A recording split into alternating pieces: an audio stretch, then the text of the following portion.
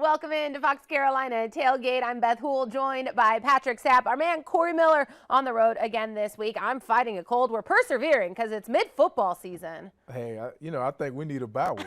I think that's what we're aiming for ourselves. Yeah, well, South Carolina just coming off of a bye. Clemson on the bye right now. This is an important time of the year and valuable to get these sort of bye weeks in the middle of it. What do you make of it? How valuable is that? How important is it? And crucial for both of these programs, really. Well, I mean, a lot of teams this part of the year, you're kind of halfway through, close to halfway through, and a lot of injuries, right? A lot of injuries, a lot of key guys out. But I think as a staff, it gives you a time to breathe. It gives you a time to reflect and really self-scout your offense, your defense, your personnel. You hear a lot of coaches talk about that in the press conferences about how they're going to use this bye week. And so it's important to check where you are, to check the pulse. And sometimes, when you're in the season and those game weeks are coming at you every Saturday, you don't really have that time to do that. So it's important for these programs especially, but, every coaching staff will tell you, man, we really look forward to those bye weeks. Well, we'll get into Corey Miller's thoughts here. We caught up with him a little bit earlier, and he has some thoughts for us about the Gamecocks going off of the bye week into hosting Florida. Well, Beth, another big game for the Gamecocks coming off a bye week, a much-needed bye week for South Carolina. Last time they played, of course, on the road at Tennessee. It was a payback game for them. Things didn't go well for South Carolina, and they lost that game. But here's the thing. They're back home. They had a chance to get healthy. You got a chance to heal up. Shane Beamer talked about they had to go self-evaluate, what plays they were calling, evaluating players at certain positions. They've been a lot of players hurt and banged up. So they had a lot to do during this bye week. It's homecoming. You got the state fair going on. So there is a lot of distractions, if you will, with this Gamecock program. But that being said, I think this bye week is going to do them extremely well. You got the Florida Gators coming in here. Billy Napier, this football team is 4-2. By the way, their 2 losses, they have been on the road. They lost 2 road games, Utah and Kentucky. The last time I looked at Florida versus Kentucky, it was a blowout. Kentucky ran up and down the football field on this Florida Gator team. Now, that has been a problem for the South Carolina Gamecocks rushing the football. So I think this is a good team to play after a bye week. You're at home. Sandstorm is going to be going crazy. It's going to be a big-time crowd. But I would say this is a must-win for South Carolina. You heard Shane Beamer talk about, kind of piggybacking on what Mark Stoops said of Kentucky about NIL. They need people to give. They need money. They need to get better players. I don't think that's an excuse, but this is a bounce-back game, right? You get the game in your backyard at home. They get some of the players that's been injured, beat up. They're going to be back on the roster, back out there on the field playing.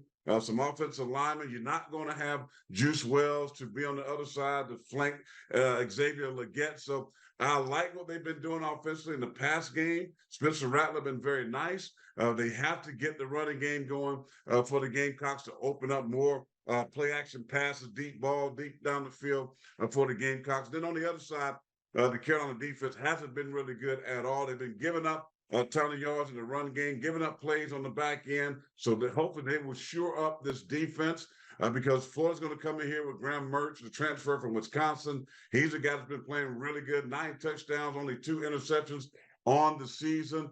They are a good football team. They can run the football. They have really, really good backs. ETN's little brother, by the way, is playing for the Gators. They're going to hit you with a 1-2 punch. But, that all being said, guys, it's going to be a really good football game. I expect South Carolina to bounce back and win this game because it's at home. You got to always do great when you're at home in your backyard. Florida's a good team, but not a dominant team. So this is a game South Carolina can win. Then they can go across the street and get us some corn dogs, some elephant ears, and all that good stuff, all that healthy food that you can purchase at the state fair. But that being said, I think South Carolina wins this game. I know Patrick with his bald, shiny head looking like T.D. Jakes in there, probably going to disagree, but give me my Gamecocks in this bounce-back game after the bye week.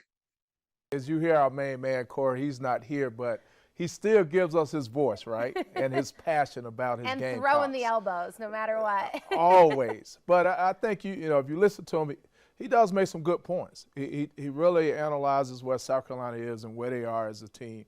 They battle with a lot of injuries. And so that bye week, I think, for them was really important. But also, as the coaching staff talked about, hey, we really need to evaluate how we're calling plays.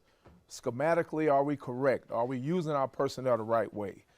Could we play somebody else? And so I think they've evaluated that, but what a great opportunity. How do you evaluate what they've done so far? I tell you what, I mean, I would have to agree that I don't agree with a lot of the play calling. I think you could use your quarterback better. I think How so? More design runs for him. I think, you know, he's proven that he can pass the ball adequately and make the right decisions, but what another guy that has the athleticism that he has really design some runs from him, because as a defensive staff now have to game plan for that as well. And so it just add that pressure to it. So I wouldn't be surprised coming out of his bye against Florida if you see those guys really use him in the run game. Do you think they're not, though, just because it's too big of a gamble? Like, because if you lose Spencer, then what? Well, as a coach myself, but as a player, it's about this week. Okay. It's about this win more than anything. All right. I can't worry about the future. I mean, I have to win this game because every game is so important to your program. Every game is so important to your fan base and your players, and the psyche of your team. So you can't save anybody. You have to. And do you feel like that's what they've been doing? Because it's not like they don't know Spencer Rattler is a threat with his legs and that he could be that dual threat, and certainly probably one of the best runners that they have right now. Yeah, because they haven't established much of that run game. I don't know if they're worried about that so much of saving him. I think that, yeah, you have to really look at how valuable he is to your program. And so I know without him, they feel like we're not going to win many games. But I think sometimes as a staff, you get into a rut, you get in a routine, you get into an identity, this is who we are. And regardless of what's happening, you stay there. And that's why I think bye weeks is so important. I think scouting yourself, self-scouting is so important, to step back and say, hold on, wait a minute. Are we doing the right thing? Are we giving everything we can give to win? And so if you're a good staff, you will see some new wrinkles coming out of this bye week against this great opportunity against Florida. All right, well, coming up after the break, we get into a little bit of Clemson going into that bye week and how they're looking to utilize this week off from the game action. But first, we'll toss it over to First Alert Chief Meteorologist Kendra Kemp for a look at the weather this weekend.